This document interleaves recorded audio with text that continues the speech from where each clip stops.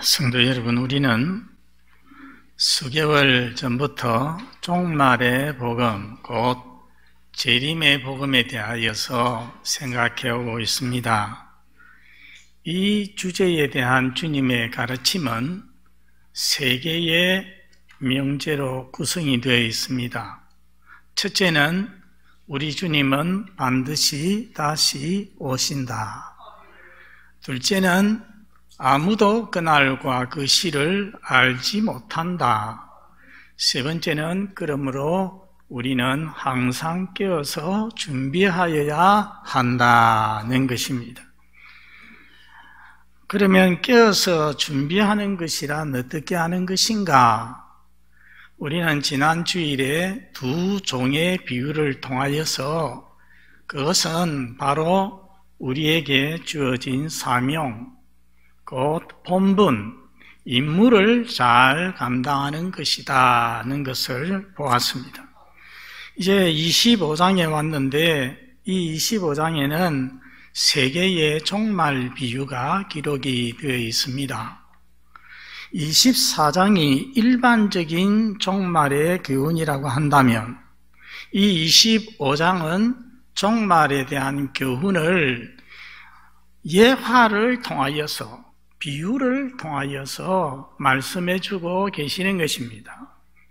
여러분, 이러한 방법, 이 비유를 사용하는 방법은 주님의 가르침의 특징입니다. 전매 특허라고 할 수 있습니다. 그렇게 할 때에, 비유를 사용을 할 때에 그 말씀이 잘 이해가 됩니다. 쉽게 이해가 되고 그 말씀이 내 마음속에 아주 생생하게 남아있게 되는 것입니다. 오늘 본문에 나오는 열처녀 비유, 그 세 개의 비유 중에 첫 번째 비유입니다. 천국은 마치 등을 들고 신랑을 맞으러 나간 열처녀와 같다고 했습니다. 여러분, 여기 신랑을 맞으러 나간 열처녀가 누구였습니까? 교회를 다닌 지 얼마 안 되시는 분들은 생각하기로 신부라고 생각할 겁니다. 열상이 합동 결혼식을 하나보다, 통일교처럼 그런 생각을 할 수 있지만은 이 열처녀는 신부가 아닙니다. 이들은 신부의 친구입니다. 신부의 덜러리입니다. 당시에 유대인의 결혼잔치는 우리와 달랐습니다. 결혼잔치를 한 주간이나 했다고 합니다. 첫날 저녁에는 신랑이 신부 집에 신부를 데리러 옵니다. 신랑이 도착하면은 이 신부 집에서 기본적인 잔치를 한번 합니다. 그리고 나서는 신랑은 신부를 데리고 신랑 집으로 가죠. 이 신랑 집에서 본격적인 잔치, 결혼잔치가 벌어지는 것입니다. 오늘 본문에 기록된 일은 결혼식 첫날 밤에 신랑이 신부를 데려가기 위해서 신부 집에 오는 그런 상황입니다. 이때에 신부의 친구들, 곧 덜러리들이 필요합니다. 뭐 하는데 필요하냐? 이들은 횃불을 가지고서 기다리다가 신랑을 맞이하는 것이 그들의 일입니다. 이들보다 더 멀리 나가서 신랑이 오는지 안 오는지 기다리던 한 사람이 신랑이 오는 것을 보고 쫓아 달려와서 이 처녀들에게, 덜러리들에게 신랑이 온다! 맞이하라! 이렇게 말하면은 이 덜러리들은 동구밭까지 빨리 나가서 신랑을 맞이하죠. 횃불을 들고서 신랑이 가는 길을 좌우편에서 밝혀주면서 에스코트를 하여서 신부의 집까지 들어오게 됩니다. 그래서 잔치석에 들어가면은 문이 닫히고 거기에서 잔치가 시작이 되는 것입니다. 여러분, 오늘 본문에 몇 사람의 덜러리가 있습니까? 10명입니다. 5사람은 미련하고 5사람은 지혜롭다, 슬기롭다고 하였습니다. 여러분, 이 말씀은 5은 IQ가 좀 부족하고 5은 IQ가 아주 높고 그런 이야기가 아닙니다. 미련한 자들은 등은 가지지만은 여분의 기름을 가지지 않았다고 했습니다.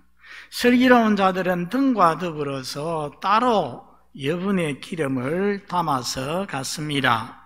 지금 우리는 결혼식장에서 많이 결혼을 하는데 결혼식장에서는 시간이 딱 정해져 있습니다. 그 시간에 정확하게 시작을 해야 되고 또 정한 시간 내에 결혼식을 마쳐야 되죠. 매 시간마다 결혼식이 예약되어 있으니까요. 그러나 2000년 전의 사정은 많이 달랐을 것입니다. 우리가 가지고 있는 손목시계 같은 정확한 시계가 없었겠지요. 그러니까 정확한 시간 개념도 없었을 것입니다. 며칠 밤에 가겠습니다 하면은 그날 초저녁에 올지 중저녁에 올지 또 밤늦게 올지 알 수가 없는 것입니다. 그리고 오늘 본문에 등이 나오지만은 이것은 우리가 어릴 때, 우리 어른들이 어릴 때 썼던 청사 초롱이나 또는 남포 등이 아닙니다. 그때에는 그럴 만한 그런 기술이 없었습니다. 저는 어릴 때에 교회 청소도 하고 또 주일 저녁, 수요일 저녁에 호야 등에 불을 켜었습니다. 그때는 오후 예배라는 것이 없었죠. 모두 다 저녁 예배였거든요. 그런데 그 호야 등에다가 기름을 석유를 가득 채우면은 그날 저녁, 주일 저녁, 그리고 수요일 저녁, 그리고 그 다음 주일 저녁까지도 충분히 쓸 수가 있었습니다. 적어도 대여섯 시간은 간다는 것입니다. 그러나 오늘 본문에 나오는 등은 등이라고 했지만은 사실은 횃불을 말하는 것입니다. 막대기에다가 천을 둘둘 말아서 그리고는 기름에 적신 것이죠. 그러니 오래 갈 수가 없습니다. 보통 30분 정도 탄다고 합니다. 30분 지나면은 다시 기름에 보충을 해야 되는 것입니다. 들러리들은 신랑의 도착이 얼마든지 지체될 수 있음을 감안해서 마땅히 여분의 기름을 준비해야 했습니다. 그런데 미련한 5 처녀는 등에 있는 기름 외에는 따로 준비를 하지 않았다는 것입니다. 우리는 여기에서 어리석은 자의 특징을 한 가지 보게 됩니다. 무엇이냐 하면은 어리석은 자는 눈앞에 있는 일만 위해서, 현재만을 위해서, 순간만을 위해서 산다는 것입니다. 내일이 없습니다. 미래가 없습니다. 내세가 없습니다. 그래서 고린도전서 15장 부활장에 보면 지난 주일에도 제가 말씀드렸습니다. 부활이 없다고 내세가 없다고 믿는 자들이 뭐라고 했습니까? 내일 죽을 테이니 먹고 마시자. 내일 죽음으로 모든 것이 끝이 나니 그러니 실컷 먹고 마시자. 그렇게 한다는 것입니다. 이게 그들의 인생관이었습니다. 그러나 성도 여러분, 우리 인간은 하루 살다가 죽음으로 끝이 나는 하루살이가 아닙니다. 한 번 죽음으로 끝나는 인생이 아닙니다. 영원 불멸의 존재인 것입니다. 장차 언젠가 하나님 앞에 서서 어떻게 살았느냐에 따라서 심판을 받을 존재입니다. 그 심판에 따라서 천국에서 영혼을 보내든지 아니면은 지옥에서 영혼을 보내든지 하게 될 것입니다. 그러므로 성도 여러분, 순간만을 위해서 사는 자 되지 마시기를 바랍니다. 이 세상만을 위해서 살아가는 사람이 되지 마시기를 바랍니다. 하나님 앞에 설 자처럼, 영원히 살 자처럼 살아가시기를 바랍니다. 오늘 본문에 보면은 신랑의 오미 지연이 되었습니다. 기다리다가 지친 열처녀 전부 다 깊은 잠에 떨어졌습니다. 밤중에 신랑이 온다! 맞이하라! 소리에 모두 다 잠을 깨었습니다. 일어나서 등을 준비합니다. 왜냐하면 처음 들고 나왔던 횃불은 지금 거의가 꺼졌거나 아니면은 꺼질 그런 순간에 있었습니다. 그러니까 다시 새로 헝겊을 감고 기름을 적시고 불을 붙여야 되는 것이죠. 그런데 미련한 다섯 처녀는 여분의 기름이 없으니까 당황합니다. 슬기로운 다섯 처녀에게 우리에게 기름을 좀 나눠달라. 그렇게 하니까 슬기로운 자들이 뭐라고 합니까? 우리가 우리의 기름을 너희에게 나누면 우리도 부족하고 너희도 부족하게 되어서 안 된다. 그러니 차라리 기름을 파는 자에게 가서 사라. 그렇게 하였습니다. 성도 여러분, 여기서 우리는 또 중요한 교훈을 한 가지 봅니다. 믿음이나 구원은 개별적이라는 것입니다. 나누어 줄 수 있는 것이 아니라는 것입니다. 제가 신학교 다닐 때에 제1영도교회 전도사로 생겼습니다. 그 교회 가까이에 저와 친근한 집사님 부부가 살고 있었습니다. 그 집의 딸이 제가 가르치는 중학교 학생이었거든요. 그래서 그 집에 자주 놀러 가곤 했는데 그 남편 집사님 성은 전씨, 아내 집사님은, 부인 집사님은 정씨. 그런데 그 남편 집사님은 신앙생활이 좀 그랬어요. 그래서 주일 오전에만 예배 겨우 왔다 갔다 하는 정도였습니다. 그런데 정집사, 아내 집사님은 새벽 기도까지 빠지지 않고 나아가는 그런 열심히 있는 집사였습니다. 그래서 늘 자기 남편이 못마땅했습니다. 좀 더 열심을 내어서 신앙생활을 하면 좋겠는데 늘 끌려오다시피 그렇게 오니까요. 그런데 이 여자 집사님은 시장에서 일을 하십니다. 그러다 보니까 입이 좀 셉니다. 제가 어느 날 그 집에 놀러 갔습니다. 마당에 같이 서서 이야기를 하는데 천당 이야기가 나왔습니다. 그러니까 남편 집사가 하는 말이 여자 집사님을 보고서 웃으면서 나는 믿음이 좀 부족해도 당신이 믿음이 좋으니까 당신이 천당 올라갈 때 나는 당신 치마자락 꼭 잡고 올라가면 되겠지. 이렇게 하더라고요. 그렇게 하니까 아내 집사님이, 부인 집사님이 정색을 하면서 아이가 내가 놔둘 끼건데 가시개를 가지고 그냥 싹둑 잘라버리지. 와, 이거 제가 옆에 있다가 얼마나 민망한지요. 와, 어떻게 그렇게 말을 거세게 하는지 모질게 한다 싶었습니다. 여러분, 천국은 아내 치맛자락 잡고 못 갑니다. 천국은 자기 믿음으로 가는 거죠. 그래서 조지 스위팅 박사는 말하기를 하나님에게는 자녀만 있지 손주는 없다 했습니다. 참 의미 있는 말입니다. 우리 하나님에게는 자녀만 있지 손주는 없다. 무슨 말입니까? 한 사람 한 사람이 개인적으로 그리스도에 대한 신앙 고백을 통하여서 하나님의 자녀가 된다는 것입니다. 영접하는 자, 또 그 이름을 믿는 자에게는 하나님의 자녀가 되는 권세를 주시지요. 뭐 손주가 되거나 그렇지 않습니다. 내 아버지가 하나님 잘 믿는 그 아들이 나와는 아무 상관이 없습니다. 신앙은 나와 하나님과의 개인적인 관계입니다. 예수님을 내 개인의 구주로 영접함으로써만이 사람은 구원을 받을 수가 있는 것입니다.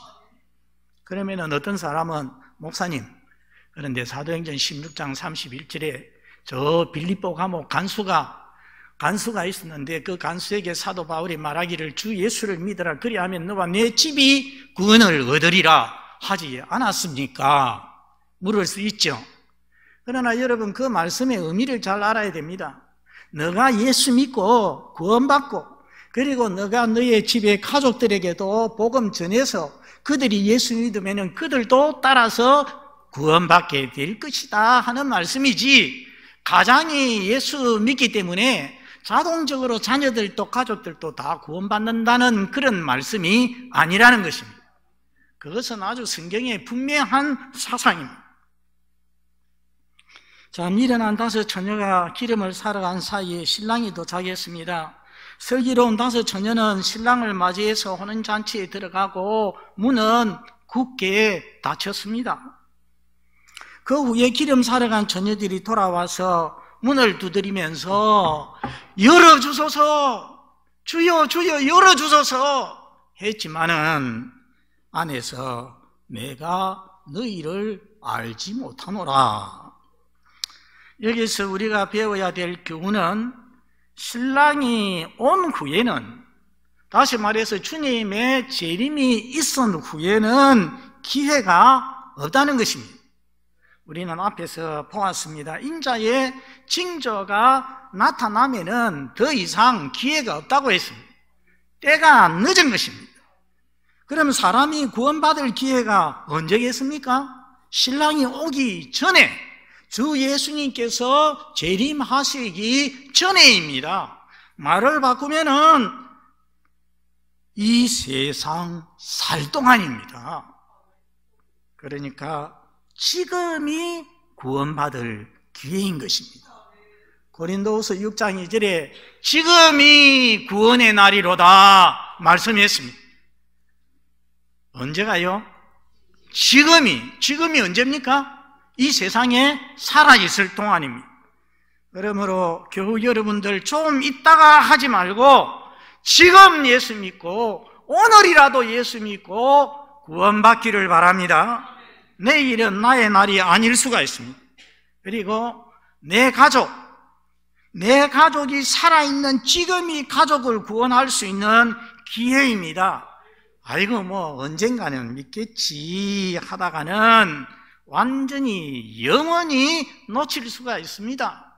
정말 내가 사랑하는 나의 부모, 사랑하는 나의 아들, 딸 구원받기를 원한다면은 미루지 말고 오늘이라도 기도하고 오늘이라도 전화하고 오늘이라도 전도하고 오늘이라도 간청하는 여러분이 되시기를 바랍니다. 이제 열처녀 비유의 가장 중요한 부분에 이르렀습니다. 생각해 보면은 미련한 5 처녀 신랑이 오는 것을 알고 있었습니다. 등도 준비했습니다. 맞으러 나갔습니다. 그러니 겉으로 보면은 이 미련한 5 처녀도 절대로 불신자가 아닙니다. 교회 다니는 사람입니다. 성도의 모습입니다. 그러나 주님을 맞이하지 못했고 천국 혼인잔치에 참여하지 못했습니다. 신랑을 맞이하지 못하고 천국 잔치에 참석하지 못한 결정적인 이유가 무엇입니까? 무엇을 준비하지 못해서? 기름을 준비하지 못해서입니다. 그러면 이 기름은 도대체 무엇을 의미하겠습니까? 성경에 보면은 기름은 자주 성령을 의미했습니다. 그래서 요한일서 2장에 보면은 기름 부음이 너희에게 있다. 성령을 기름 부음이라 말했습니다. 그러나 그렇다고 해서 오늘 본문의 기름을 성령이라고 보기는 상식적으로 이해가 되지 않습니다. 여러분, 우리는 누룩을 알고 있습니다. 누룩이 성경 여기저기 나오는데 일반적으로 누룩은 무엇을 상징합니까? 죄를 상징합니다. 나쁜 것을 상징합니다.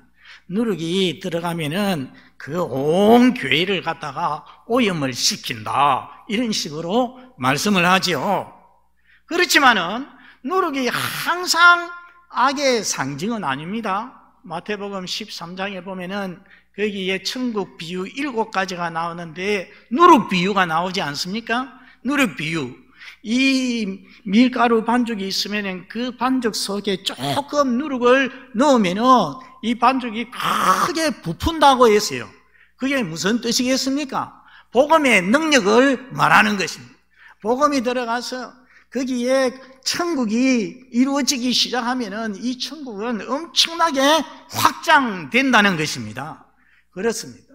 우리 예수님에게서 시작된 천국이 12제자를 통하여서 온 예루살렘과 유대와 사마리아와 땅끝까지 지금 온 세계에 확장되어 있지 않습니까? 그게 누룩의 능력입니다. 거기에서는 누룩이 죄악의 상징이 아니거든요. 그래서 우리가 기름은 성령을 의미한다고 해서 항상 기름은 성령을 의미한다, 그렇게 말해서는 안 된다는 것입니다. 여러분, 어떤 사람들은 기름은 믿음이라고 합니다. 옳습니다. 그래서 저는 장례식 때 어쩌다가 이런 기도를 하죠.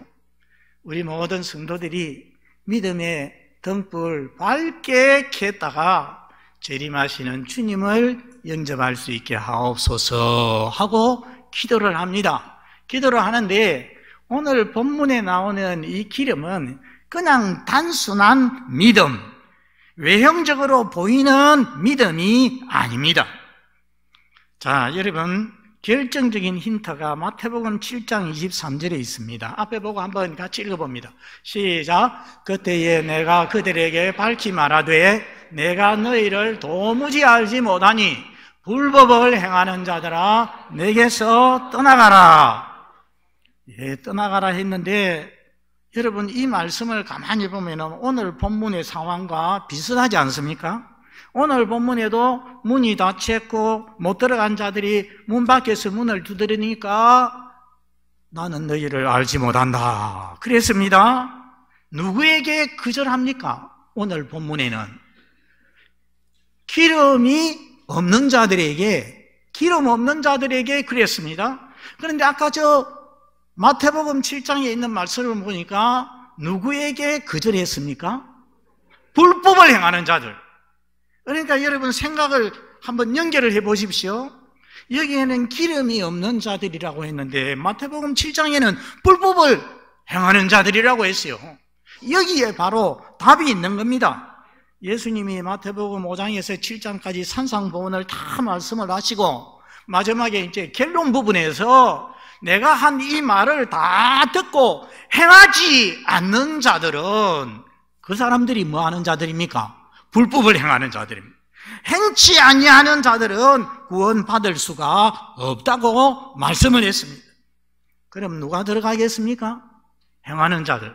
마태복음 7장 21절 한번 보겠습니다. 시작.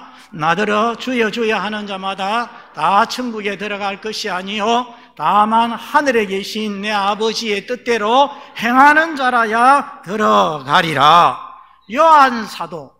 요한 사도는 뭐라고 하느냐? 요한계시록 19장 8절을 보겠습니다. 시작. 그에게 빛나고 깨끗한 세마포 옷을 입도록 허락하셨으니 이 세마포 옷은 성도들의 옳은 행실이로다 하더라. 천국에서는 우리 성도들이 흰 눈 같은 세마포, 깨끗한 세마포 옷을 입게 될 것인데 이 세마포 옷은 무엇을 상징하느냐? 성도들의 옳은 행실을 말한다고 했어요. 그러니까 불법을 행하는 것하고 반대입니다. 그러므로 단순한 믿음, 입술만의 믿음, 거칠의 믿음이 아니라 행함이 있는 믿음, 참된 믿음의 사람이 천국에 들어간다는 것입니다. 그러므로 행함이 있는 참된 믿음은 바로 기름이다 라고 말할 수 있습니다. 예수님 믿는다고 해도, 직분을 중직을 가지고 있다고 해도 주님의 말씀에 순종치 아니하고 주님의 말씀의 핵심인 사랑의 계명을 지키지 못하고 사랑치 못하고 살아가는 사람은 그 믿음은 참 믿음이 아닌 것입니다. 자신의 믿음이 참된 믿음을 자신의 삶을 통하여서, 행동을 통하여서 증거할 수 있는 사람, 나타내는 사람만이 그 사람은 기름을 가진 사람인 것입니다. 사랑하는 성도 여러분, 오늘 열처녀 비유에서 열처녀가 누구입니까? 성도들을 말합니다. 그런데 모든 성도들이 실제로 천국잔치에 다 참여하는 것은 아니라는 것을 오늘 말씀이 우리에게 보여주는 것입니다. 미국에 남북전쟁이 일어나기 직전에 미국에서는 남부에 있는 사람들하고 북쪽에 있는 사람들하고 생각이 좀 많이 틀렸지 않습니까? 그래서 남북 전쟁이 나중에 일어났죠. 그런데 남부에 어떤 신사가 있었습니다. 아주 신앙심 깊은 노예를 데리고서 살았습니다. 그런데 어느 날 그 신사 죽었습니다. 그러니까 아는 사람들이 모여들어서 그 신사를, 주인을 참 충성스럽게 섬겨온 이 늙은 노예에게 위로를 하는 거예요. 뭐라고 위로를 하겠습니까? 당신 주인은 하늘나라 갔다. 슬퍼하지 말아라. 이렇게 하니까 이 종이 고개를 까딱하면서 글쎄요, 거기 가신 것 같지는 않습니다. 그런 게요. 그러자 사람들이 아니 어째서 그러느냐, 우리 교회에 같이 출석하고 신앙생활 했는데 하고 물으니까 주인님은 북부에 가실 때나 스프링스로 여행을 가실 때는 가시기 전에 그 지역에 대하여서 이야기를 많이 했습니다. 그리고 여행을 떠나기 전에 많은 준비를 했습니다. 그런데 저는 주인님이 천국 가는 것에 대하여서 이야기하는 것을 한 번도 들은 적이 없습니다. 뿐만 아니라 천국 가기 위해서 준비하는 모습도 한 번도 본 적이 없습니다. 참 의미 있는 이야기 아닙니까? 사랑하는 성도 여러분, 천국을 또는 주의 재림을 믿는다면서도 천국에 대한 이야기도 없고 천국에 대한 의식도 없고 천국에 대한 준비도 없이 여러분들은 살고 있지는 않습니까? 슬기로운 다섯 처녀처럼 주의 재림을 준비하는 여러분들이 되시기를 바랍니다. 아모스 4장 2절에 아모스가 외쳤습니다. 이스라엘아, 내 하나님 만나기를 준비하라 외쳤습니다. 그 하나님께서 오늘 우리 동부교회 사랑하는 모든 성도들을 보시고 이 말세에 살아가는 우리 성도들을 보시고서 동부교회 성도들아, 재림하실 주님 만나기를 준비하라고 말씀을 하십니다. 그래서 우리 교회 사랑하는 모든 성도들, 기름 준비 잘하는 성도들 다 되시기를 바랍니다. 우리 아버지 하나님 감사합니다. 주님이 오신 지 그리고 성천하신 지 2000년이 지났습니다. 그렇지만 주님의 오심은 분명히 있을 것을 저희들이 믿습니다. 아버지 하나님, 저희들도 모르게 세상 살면서 세상의 삶에 파묻혀 살면서 주님의 재림을 잊어버리고 깨어서 준비하지 못하고 살아갈 때가 많았습니다. 오늘 말씀을 통해서 우리에게 깨닫게 하여 주셨사오니 우리 아버지 하나님, 늘 하늘을 바라보며 하루에 한 번이라도 하늘을 보면서 주의 재림을 생각하는 저희가 되게 하여 주시옵소서. 깨어서 준비하는 저희가 되게 해 주시옵소서. 주의 말씀대로 행하는 저희가 되게 해 주시옵소서. 기름 준비하였다가 신랑 되신 주님 맞이하는 저희 모든 성도들 되게 해 주시옵소서. 예수님 이름으로 기도드리옵나이다. 아멘.